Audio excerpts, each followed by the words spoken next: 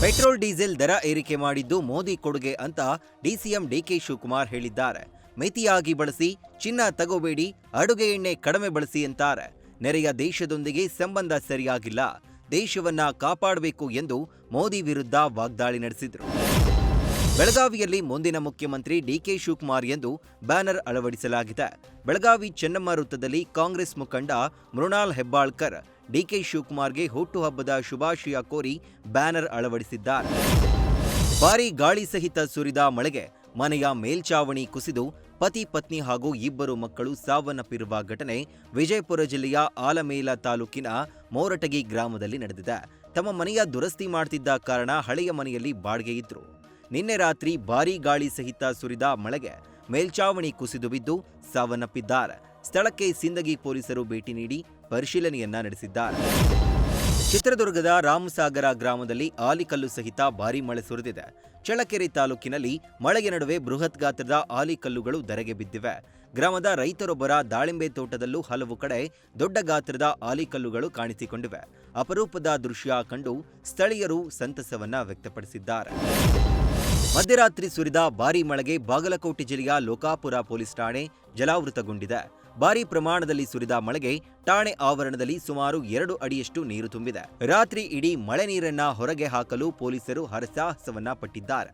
ಕೈಯಲ್ಲಿ ಪೊರಕೆ ಹಿಡಿದು ಪೊಲೀಸ್ ಸಿಬ್ಬಂದಿ ಠಾಣೆಯನ್ನ ಸ್ವಚ್ಛಗೊಳಿಸಿದ್ದಾರೆ. ಕನ್ನಡದ ಖ್ಯಾತ ಗಾಯಕ ನವೀನ್ ಸಜ್ಜು ಇದೀಗ ನಾಯಕ ನಟನಾಗಿ ಬೆಳ್ಳಿತೆರೆಗೆ ಪಾದಾರ್ಪಣೆ ಮಾಡುತ್ತಿದ್ದಾರೆ. ಸಜ್ಜು ನಟನೆಯ ಚೊಚ್ಚಲ ಸಿನಿಮಾ ಲೋ ನವೀನ ಇಂದು ರಾಜ್ಯದಾದ್ಯಂತ ಬಿಡುಗಡೆ ಆಗ್ತಾ ಇದೆ. ಬಿಡುಗಡೆಗೂ ಮುನ್ನ ಮೈಸೂರು ಮತ್ತು ಬೆಂಗಳೂರಿನಲ್ಲಿ ಪ್ರೀಮಿಯರ್ ಶೋ ಆಯೋಜಿಸಲಾಗಿತ್ತು. ಪ್ರೀಮಿಯರ್ ಶೋನಲ್ಲಿ ಸಿನಿಮಾಗೆ ಭರ್ಜರಿ ರೆಸ್ಪಾನ್ಸ್ ಕೇಳಿ ಬಂದಿದ್ದು, ಇಂದು ಕೂಡ ಅದೇ ರೆಸ್ಪಾನ್ಸ್ ಕೇಳಿ ಬರುವ ನಿರೀಕ್ಷೆಗಿದೆ. ಸೂರ್ಯ ನಟನೆಯ ಕರುಪ್ಪು ಸಿನಿಮಾ ನಿನ್ನೆ ತಮಿಳುನಾಡಿನಾದ್ಯಂತ ಬಿಡುಗಡೆ ಆಗಬೇಕಾಗಿತ್ತು. ಆದರೆ ಫೈನಾನ್ಷಿಯಲ್ ಸಮಸ್ಯೆಯಿಂದ ಸಿನಿಮಾ ನಿನ್ನೆ ಬಿಡುಗಡೆ ಆಗಿರಲಿಲ್ಲ.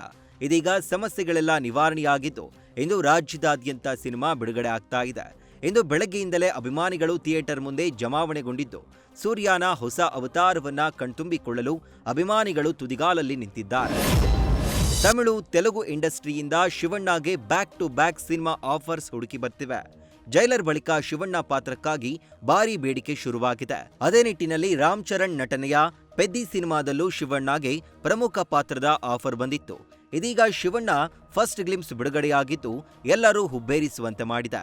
ಗೌರ್ ನಾಯ್ಡು ಅನ್ನೋ ಪಾತ್ರದಲ್ಲಿ ಶಿವಣ್ಣ ನಟಿಸ್ತಾ ಕುಸ್ತಿ ಗುರುವಾಗಿ ಕಾಣಿಸಿಕೊಂಡಿದ್ದಾರೆ. ನೀಟ್ ಯುಜಿ ಪ್ರಶ್ನೆ ಪತ್ರಿಕೆ ಸೋರಿಕೆ ಖಂಡಿಸಿ ರಾಯಚೂರಿನಲ್ಲಿ ಪ್ರತಿಭಟನೆ ಮಾಡಲಾಯಿತು. ನಗರದ ಟಿಪ್ಪು ಸುಲ್ತಾನ್ ಗಾರ್ಡನ್ ಬಳಿ ವಿದ್ಯಾರ್ಥಿಗಳು ಹಾಗೂ ಎಐಡಿಎಸ್ಒ ವತಿಯಿಂದ ಪ್ರತಿಭಟನೆಯನ್ನ ನಡೆಸಲಾಯಿತು.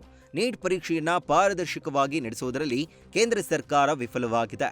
ನೀಟ್ ಯುಜಿ ಪ್ರಶ್ನೆ ಪತ್ರಿಕೆ ಸೋರಿಕೆಗೆ ಕಾರಣರಾದವರ ವಿರುದ್ಧ ಕಠಿಣ ಶಿಕ್ಷೆಗೆ ಆಗ್ರಹಿಸಿದ್ದಾರೆ. ಕೆಆರ್ಎಸ್ ಡ್ಯಾಂನಲ್ಲಿ ನೀರಿನ ಮಟ್ಟ ಕುಸಿದ ಹಿನ್ನೆಲೆ ಹಿನ್ನೀರಿನಲ್ಲಿ ಮುಳುಗಡೆಯಾಗಿದ್ದ ಐತಿಹಾಸಿಕ ಲಕ್ಷ್ಮೀನಾರಾಯಣ ಸ್ವಾಮಿ ದೇಗುಲ ಪ್ರತ್ಯಕ್ಷವಾಗಿದೆ. 2 ವರ್ಷಗಳ ಬಳಿಕ ಸಂಪೂರ್ಣವಾಗಿ ಕಾಣಿಸಿಕೊಂಡಿರುವ ಈ ದೇಗುಲ ಸ್ಥಳೀಯರಲ್ಲಿ ಕುತೂಹಲ ಮೂಡಿಸಿದೆ.